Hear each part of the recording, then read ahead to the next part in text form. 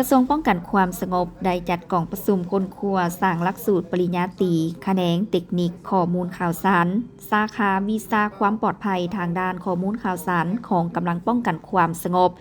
อยู่วิทยาคารสันติบาลประชาชนในวันที่20มีนาคม2025เป็นประธานโดยพลตรีปริญญาเอกสุวรรณีศรีสุภาพมีไซคณะประจำภาคกระทรวงหัวหน้ากลุ่มใหญ่การเมืองป้องกันความสงบมีต่างหน้ากลุ่มกองอ้อมข้างกระทรวงวิทยาคารกองเลขาคณะรับผิดชอบเข้าร่วมท่านพันเอกปริญญาเอกสุริยงค์จันทมานรองหัวหน้าอำนวยการวิทยาคารสันติบาลประชาชนได้ผ่านบทวิพากษ์เกี่ยวกับโครงการหลักสูตรปริญญาตรีแขนงเทคนิคข้อมูลข่าวสารสาขาวิชาความปลอดภัยทางด้านข้อมูลข่าวสารของกำลังป้องกันความสงบเช่นความจำเป็นของหลักสูตรจุดประสงค์ของหลักสูตรเพื่อปฏิบัติตามทิศชี้นำของคณะภาคคณะนำกระทรวงป้องกันความสงบ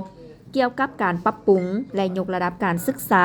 ในแขนงวิชาเฉพาะของกำลังป้องกันความสงบให้ไปตามทิศปฏิรูปการศึกษาแห่งชาติและมีความสอดคล้องกับสภาพการใหม่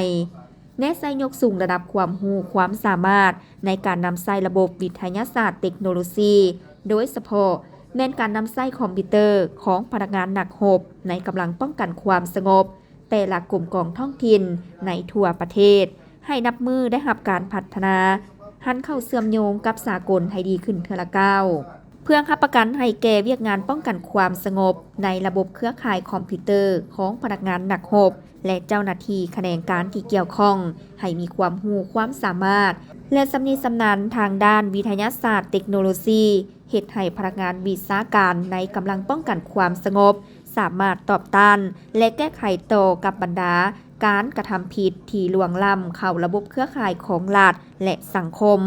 ก็คือการป้องกันบรรดาการเคลื่อนไหวที่สวดใส่ระบบคอมพิวเตอร์เข้าในการกระทำผิดที่แต่ต้องถึงความมั่นคงทางด้านการเมืองแต่ต้องถึงระบบพื้นฐานการพัฒนาทางด้านเศรษฐกิจและวัฒนธรรมสังคมของชาติภายหลังนักศึกษาที่เรียนจบในหลักสูตรดังกล่าวจะมีความรู้ความสามารถทางด้านพื้นฐานการนำใช้คอมพิวเตอร์อย่างชำนาญและกลับคืนไปพัฒนาระบบคอมพิวเตอร์อยู่ภายในกลุ่มกองท้องถิ่นของตนได้อย่างมีมากผลสูงเฮ็ดให้พนักงานวิชาการทางด้านคอมพิวเตอร์สามารถหมุนใส่บทเรียนด้านต่างๆเข้าในเวียกงานวิชาเฉพาะของกำลังป้องกันความสงบในการต้านอาชญากรรมทางคอมพิวเตอร์ให้ทันกับสภาพการในระยะใหม่พร้อมนั้นก็สร้างพนักงานวิชาการวิชาเฉพาะกำลังป้องกันความสงบสามารถเคลื่อนไหวเวียกงานป้องกันความสงบในเงื่อนไขเสื่อมโยงสากลดีขึ้นผู้ที่ได้เรียนจบแขนงการลงเลิกเกี่ยวกับการนำใช้คอมพิวเตอร์จะสามารถนำใช้ระบบคอมพิวเตอร์เข้าในเวียกงานบริหารของกลุ่มกองท้องถิ่นสามารถป้องกันและรักษาระบบฐานข้อมูลลับของกำลังอยู่ในระดับอันแน่นอน